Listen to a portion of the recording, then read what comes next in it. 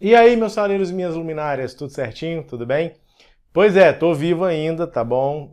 Ainda não estou dormindo no Senhor. A gente está bem sumido aí, já há algumas semanas eu não apareço para a gente poder estudar a lição. Eu quero aqui, primeiramente, pedir desculpas e pedir a sua compreensão, porque nas últimas semanas foi muito corrido para mim. Trabalho, eu trabalho com construção de rodovias e a gente está no epicentro de uma grande obra onde eu estou trabalhando, então tenho chegado muito tarde em casa, saído cedo, mas continuamos trabalhando para a igreja também. Para a honra e glória de Deus, tivemos um evangelismo aí de Semana Santa, onde Deus abençoou ali a vida de algumas pessoas que se reencontraram com Ele. E a gente tem visitado, tem continuado nosso trabalho como regional jovem aí, se envolvendo agora na Missão Caleb com 5 distritos. Então, por favor, tenha paciência comigo. Eu quero tentar aqui manter a lição semanalmente, tá bom? Já estamos preparando alguma coisa para o próximo trimestre, já sabemos o tema. Então, por favor, peço paciência e peço que você compartilhe o vídeo também com as outras pessoas, tá?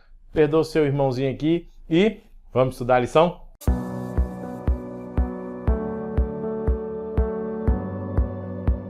Parecendo o pastor Dudu aqui, né? Vamos estudar a lição.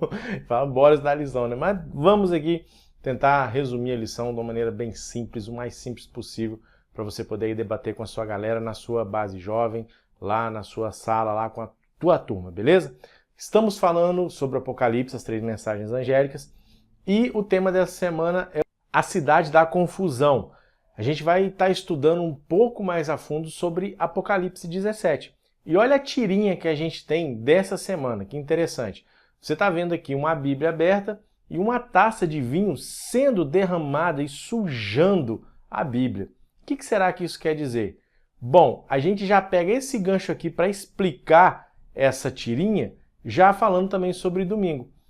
O Apocalipse ele traz para a gente o grande conflito, a gente sabe disso. Ali é o ápice de todo o grande conflito.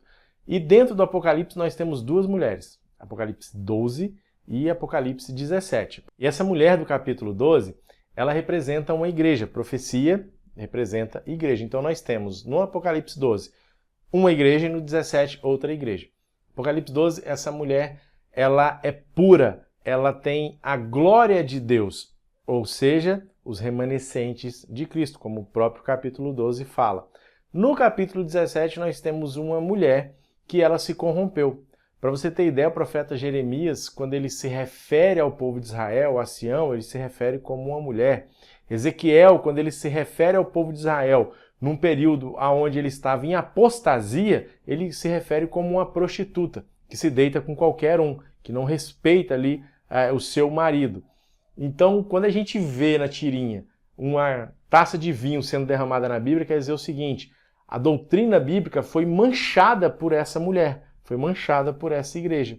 Então, no mundo, no grande conflito, nós temos uma mulher, uma igreja, que procura sim seguir a vontade de Deus, os mandamentos de Deus, o testemunho de Cristo, e do outro lado nós temos uma que colocou ali falsas doutrinas em cima disso. O apóstolo João escreveu o livro do Apocalipse no fim do 1º século. A Babilônia do Antigo Testamento já não existia mais. Mais de 100 anos que ela tinha virado só ali poeira, que ela tinha sido destruída. Porém, por que que ele compara essa igreja, essa mulher, como Babilônia? Porque a Babilônia do Antigo Testamento, ela era um antro de adoração, de idolatria e de tudo que era ruim.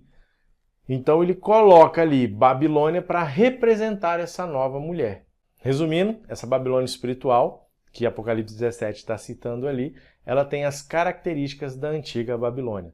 É um poder religioso que vai seguir os princípios, como o Nabucodonosor fazia, como ele governava, ela vai seguir esse mesmo padrão. Se você ler Apocalipse 17, ali, os primeiros 6 versos, você vai ver falando sobre que essa mulher embriaga, embriaguez. Quando se fala na Bíblia de embriaguez, nunca fala de coisa boa. Nós temos aqui um vinho que ele foi adulterado, esse vinho ele foi prostituído, esse vinho ele embebeda as nações. O que é isso? São as falsas doutrinas.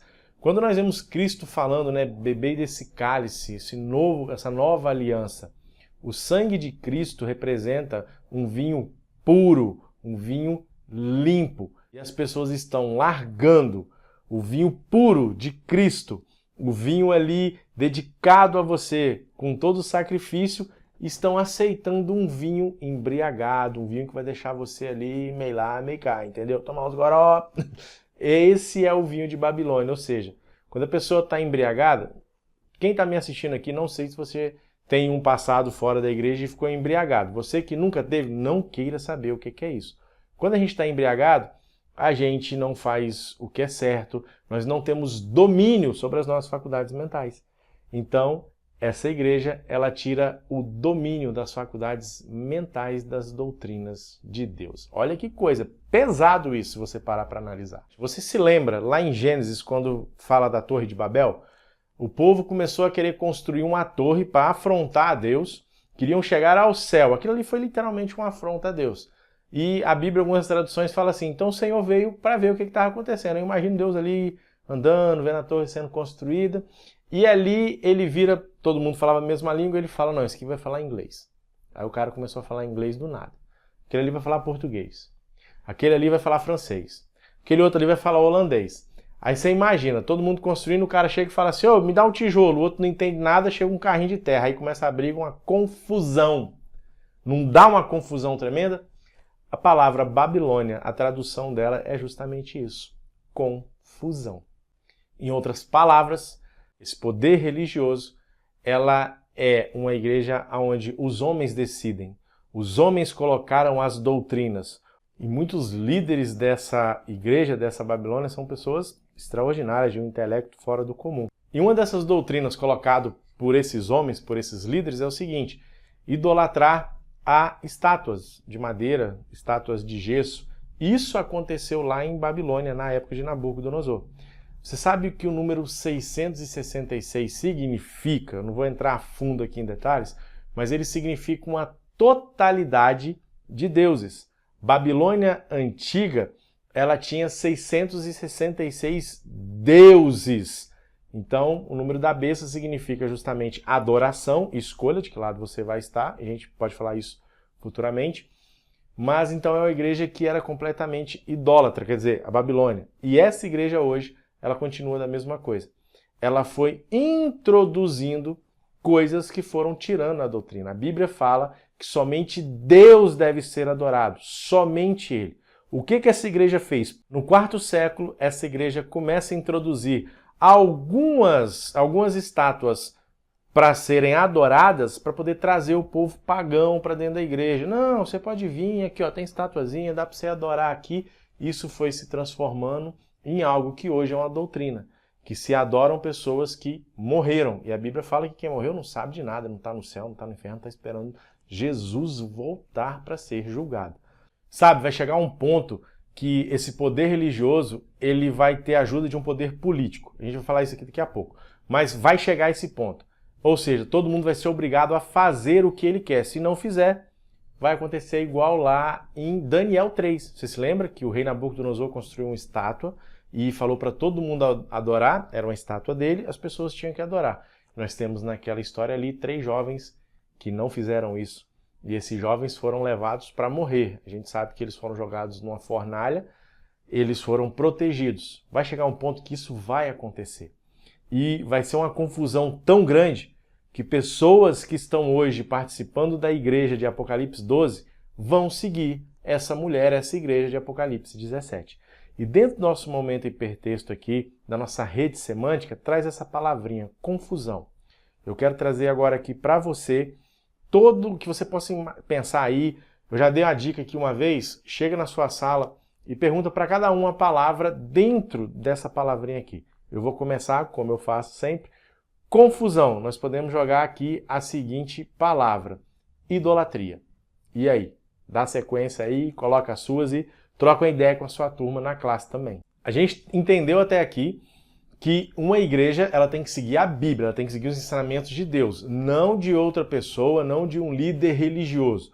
Quando o líder começa a colocar as ideias dele, então ele vai tirar a Bíblia, ele vai tirar o centro, que é Jesus Cristo.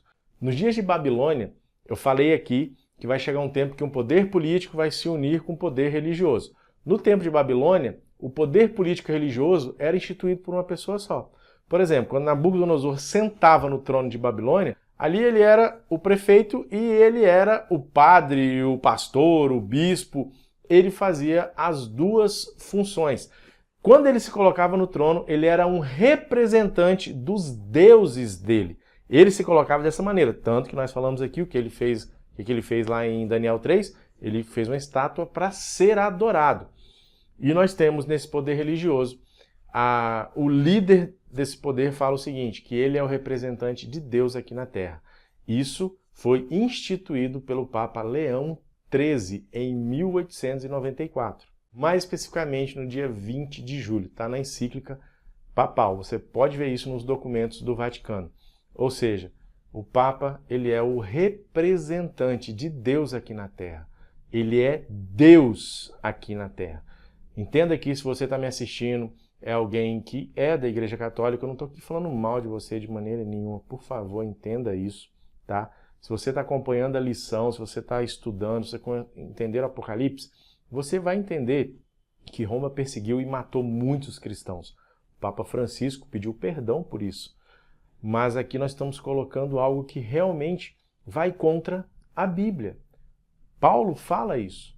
Ninguém pode se colocar como representante de Deus. Todos nós aqui na Terra somos pecadores e todos dependemos da graça de Cristo. Apocalipse 17 fala que essa meretriz tem filhas, e essas filhas são aqueles que também deturparam a palavra de Deus. Ah, mas os 10 mandamentos foram abolidos, os 10 mandamentos é coisa do passado.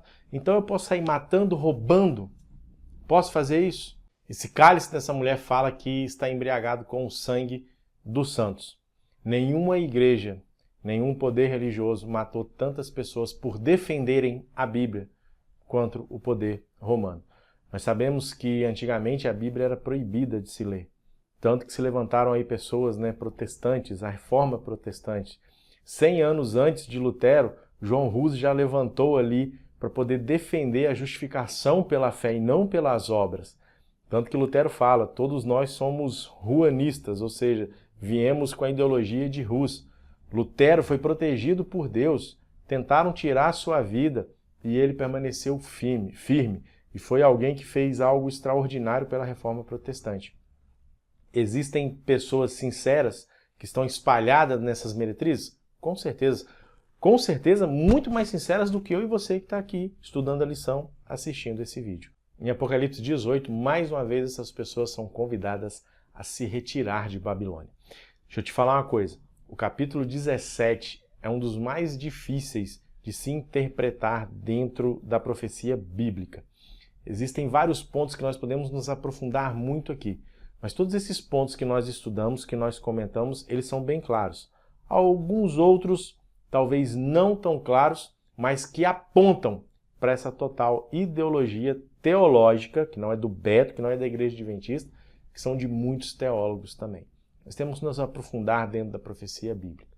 E, meu jovem, eu falo para você aqui, se por acaso eu falei algo que pode ter te deixado chateado, vai na Bíblia, vá na Bíblia. Aqui eu não vou falar para você acreditar em mim. Estude o livro do Apocalipse, do começo ao fim. Breve nós teremos uma série aqui no canal.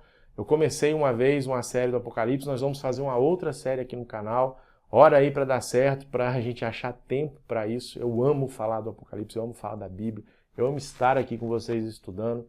Só que a gente também tem a família para sustentar, tem os nossos corres, como diz a juventude aí, do dia a dia.